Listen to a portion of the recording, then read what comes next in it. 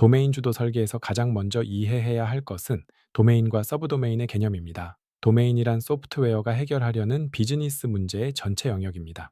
음식 배달 서비스라면 음식 주문과 배달 전반이 도메인입니다. 도메인은 다시 세 가지 종류의 서브도메인으로 나뉩니다. 첫째, 코어 도메인, 즉 핵심 도메인입니다. 비즈니스의 경쟁 우위를 만드는 가장 중요한 부분입니다. 배달 앱이라면 주문 처리와 배달 배차 기능이 핵심 도메인입니다. 여기에 가장 많은 개발 자원을 투자해야 합니다. 둘째, 서포팅 서브도메인, 즉 지원 서브도메인입니다. 핵심 도메인을 돕는 부분입니다. 알림 발송이나 정산 처리 같은 기능들이 여기에 해당합니다.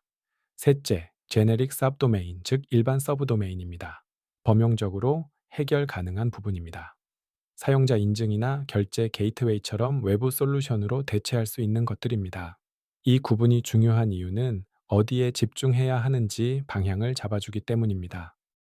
유비쿼터스 언어는 DDD의 핵심 원칙 중 하나입니다. 유비쿼터스는 라틴어로 어디에나 있는 이라는 뜻입니다. 즉, 팀 전체가 어디서나 같은 언어를 쓴다는 의미입니다. 기획자가 주문이라고 하면 개발자도 코드에 오더라고 씁니다. 별도의 번역 없이 비즈니스 언어가 그대로 코드에 반영됩니다. 이 원칙의 진짜 가치는 코드의 언어가 그대로 반영된다는 것입니다. 유비쿼터스 언어의 단어가 클래스명, 메서드명, 데이터베이스 컬럼명으로 그대로 사용됩니다. 코드 자체가 살아있는 문서가 됩니다. 이렇게 하면 의사소통 오류가 줄어듭니다.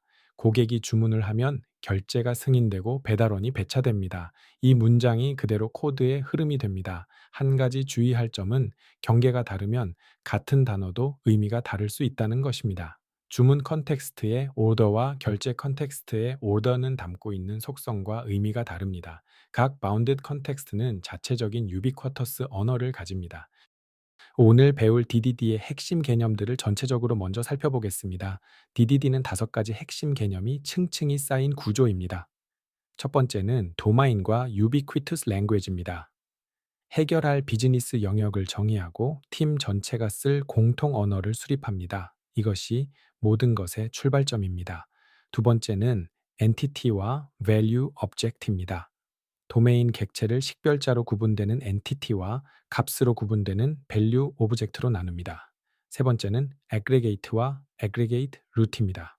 연관된 객체들을 하나의 일관성 경계로 묶고 외부 접근의 진입점을 설정합니다. 네 번째는 bounded context입니다. 같은 언어와 모델이 통용되는 명확한 경계를 그립니다. 실습 프로젝트의 각 서비스가 이 경계에 해당합니다. 다섯 번째는 컨텍스트 맵입니다. 여러 바운드 컨텍스트가 어떻게 서로 관계를 맺고 통신하는지 정의합니다. 이 순서대로 오늘 강의를 진행하겠습니다.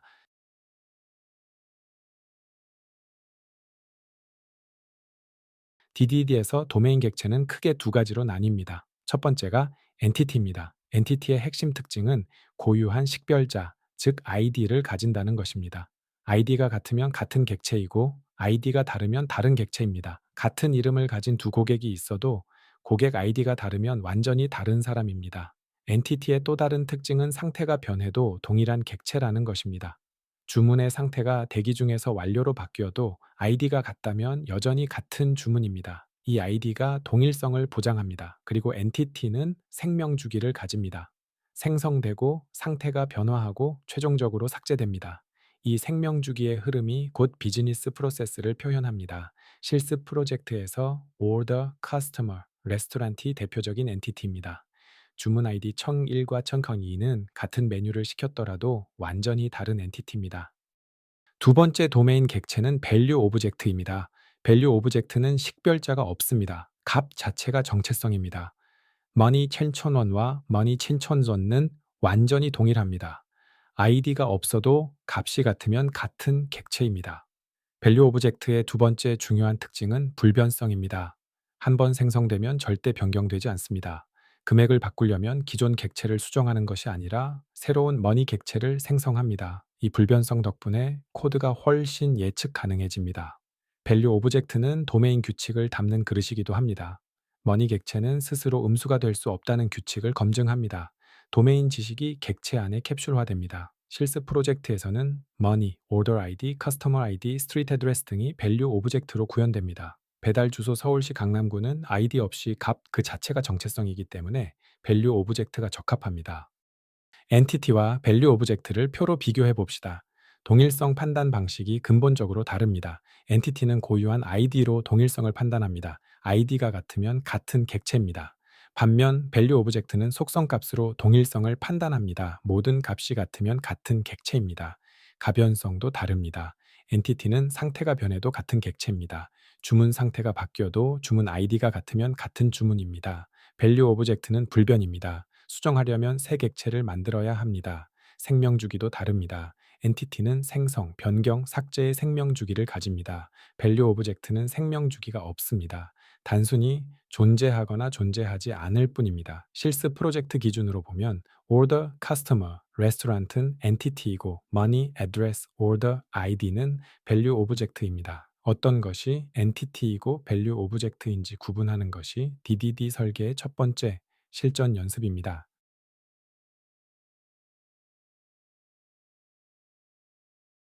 세 번째 핵심 개념은 aggregate입니다. aggregate는 연관된 엔티티와 밸류 오브젝트를 하나의 일관성 경계로 묶은 단위입니다.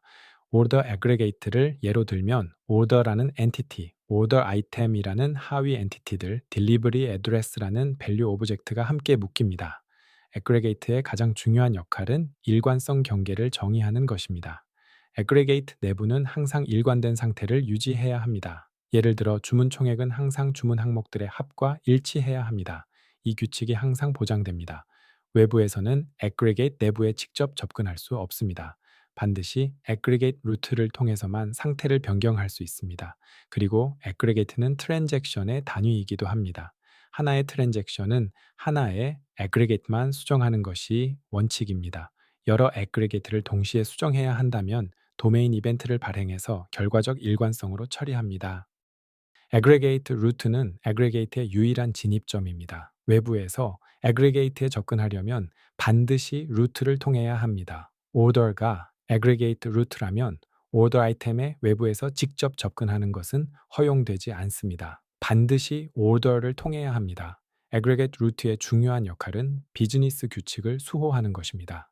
배달이 시작된 주문은 취소할 수 없다는 규칙, 주문 항목이 비어 있으면 주문을 생성할 수 없다는 규칙을 루트가 강제합니다. 누가 어디서 접근하든 이 규칙은 항상 지켜집니다. 또한 aggregate 루트는 도메인 이벤트를 발행합니다. 주문이 생성되면 order created 이벤트를 결제가 완료되면 payment completed 이벤트를 발행합니다. 이 이벤트들이 다른 서비스들의 동작을 트리거합니다. 마지막으로 외부 aggregate에서 이 aggregate를 참조할 때는 루트의 아이디만 저장합니다. order가 customer를 참조할 때 customer 객체 전체를 가지는 것이 아니라 customer AD만 저장합니다. 실습 프로젝트의 오더 클래스 코드를 살펴보겠습니다. 오더 클래스는 aggregate 루트를 상속받습니다. 타입 파라미터로 order id를 받습니다. 내부를 보면 customer id만 저장하고 있습니다. customer 객체 전체가 아니라 id만 참조합니다. 다른 aggregate는 id로만 참조한다는 원칙을 따르고 있습니다. order item은 order aggregate 내부의 하위 엔티티입니다. money는 불변 밸류 오브젝트입니다. 가장 중요한 부분은 pay method입니다. 주문의 결제를 처리하는 이 메서드에서 루트가 비즈니스 규칙을 수호합니다. 현재 상태가 pending이 아니라면, 즉 이미 결제되었거나 취소된 주문이라면 order domain exception을 던집니다. 이 규칙 검사를 통과해야만 상태가 PAID로 변경됩니다. 이처럼 aggregate 루트는 외부에서 어떻게 접근하든 비즈니스 불변 규칙이 깨지지 않도록 보호합니다.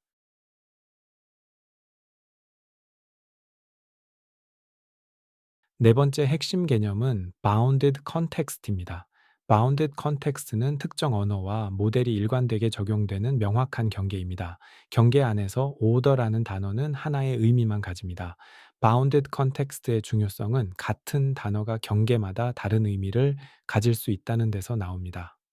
주문 컨텍스트에서 고객은 주문을 하는 사람입니다. 하지만 결제 컨텍스트에서 고객은 청구 대상이며 신용 한도를 가집니다. 같은 단어지만 담고 있는 속성과 의미가 완전히 다릅니다. 각 바운드드 컨텍스트는 하나의 팀이 소유합니다. 팀은 자신의 경계 안에서 독립적으로 개발하고 배포합니다. 다른 팀의 컨텍스트를 직접 수정하지 않습니다. 이것이 MSA의 팀 구조와 자연스럽게 연결됩니다. 실습 프로젝트에서 바운드드 컨텍스트는 서비스와 일치합니다. 오더 컨텍스트가 오더 서비스가 되고 페이먼트 컨텍스트가 페이먼트 서비스가 됩니다. 컨텍스트 매프는 여러 바운드 컨텍스트가 어떻게 연결되고 관계를 맺는지 보여주는 지도입니다. 프로젝트의 전체 도메인 구조를 한눈에 파악할 수 있습니다. 컨텍스트 간 통신에서 중요한 개념이 Published Language입니다. 컨텍스트 경계를 넘어 통신할 때는 공개된 계약을 사용합니다. 주문 서비스가 발행하는 Order Created Event의 스키마가 대표적인 예입니다. 이 스키마가 변경되면 구독하는 모든 서비스에 영향을 미치므로 신중하게 관리해야 합니다. Customer Supplier 패턴도 자주 사용됩니다.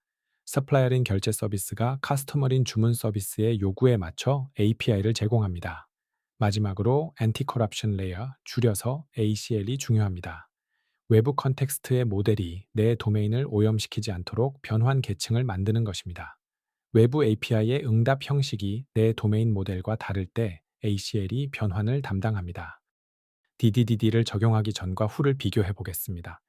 DDD 없이 개발하면 주로 데이터베이스 테이블 중심으로 설계합니다. 어떤 테이블이 필요한지 먼저 생각하고 그 테이블에 맞춰 코드를 짭니다. 반면 DDD를 적용하면 비즈니스 도메인 중심으로 설계합니다. 어떤 비즈니스 규칙이 있는지 먼저 생각하고 그것을 표현하는 객체를 만듭니다. DDD 없이 개발하면 서비스 클래스의 모든 비즈니스 로직이 몰립니다. 오더 서비스가 수천 줄이 되고 어디서 무엇을 처리하는지 파악하기 어렵습니다. DDD를 적용하면 비즈니스 규칙이 도메인 객체 안에 캡슐화됩니다. 오더 객체가 스스로 자신의 규칙을 지킵니다. DDD 없이 개발하면 같은 용어의 의미가 코드마다 달라 혼란이 생깁니다. DDD를 적용하면 유비쿼터스 언어로 일관된 의미가 유지됩니다. 무엇보다 DDD를 적용하면 바운드드 컨텍스트로 명확한 경계가 생겨 팀이 독립적으로 작업할 수 있게 됩니다. 음식 주문 시스템에 DDD를 실제로 적용하는 과정을 살펴봅시다. 첫 번째 단계는 도메인 탐구입니다. 도메인 전문가, 즉 실제 서비스를 운영하는 사람들과 인터뷰를 합니다. 어떤 비즈니스 용어를 쓰는지, 어떤 규칙이 있는지, 예외 케이스가 무엇인지를 파악합니다. 두 번째는 유비쿼터스 언어 수립입니다. order, customer, restaurant, payment, delivery 같은 핵심 단어들을 팀 전체가 동의하는 언어로 정의합니다. 세 번째는 엔티티와 밸류 오브젝트를 식별합니다. order와 order item은 id로 구분되므로 엔티티입니다. money와 address는 값으로만 구분되므로 밸류 오브젝트입니다. 네 번째는 aggregate를 설계합니다. order가 aggregate root이고 order item이 내부 엔티티입니다. 외부에서 order item에 직접 접근할 수 없습니다. 다섯 번째는 bounded context를 확정합니다. 주문, 결제, 음식점, 고객을 각각 독립된 bounded context로 나눕니다. 이 경계가 마이크로 서비스의 경계가 됩니다.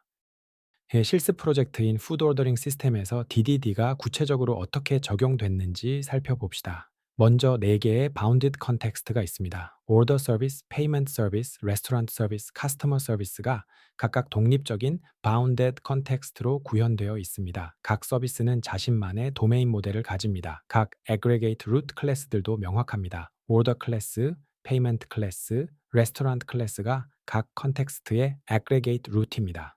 이 클래스들은 비즈니스 규칙을 스스로 보호하고 도메인 이벤트를 발행합니다. 밸류 오브젝트 구현도 철저합니다. money, order ID, customer ID, street address가 불변 밸류 오브젝트로 구현됩니다. 생성 시점의 유효성을 검증하고 한 번 생성되면 변경되지 않습니다. 도메인 이벤트도 잘 정의되어 있습니다. order created event, payment completed event, order approved event 같은 이벤트들이 aggregate root에서 발행됩니다. 이 이벤트들이 서비스 간 협력의 기반이 되는 사가 패턴을 구동합니다. 오늘 강의를 정리하겠습니다. 도메인 주도 설계 DDD는 비즈니스 도메인을 중심에 두고 소프트웨어를 설계하는 방법론입니다. 데이터베이스나 기술이 아닌 비즈니스 문제를 먼저 이해하고 그것을 코드로 표현합니다. 엔티티와 밸류 오브젝트를 구분하는 것이 도메인 모델링의 출발점입니다. 엔티티는 ID로 구분되고 생명 주기를 가집니다. 밸류 오브젝트는 값으로 구분되고 불변입니다. aggregate root는 일관성 경계의 유일한 진입점이자 비즈니스 규칙의 수호자입니다. 외부에서는 aggregate 내부에 직접 접근할 수 없고 반드시 루트를 통해야 합니다. bounded context는 ubiquitous 언어가 통용되는 명확한 도메인 경계입니다. 이 경계가 마이크로 서비스의 서비스 경계와 자연스럽게 연결됩니다. 다음 시간에는 DDD 심화 내용을 배웁니다. 도메인 이벤트의 개념과 발행 시점, 도메인 서비스와 애플리케이션 서비스의 차이, 그리고 실습 프로젝트의 전체 도메인 모델을 분석합니다.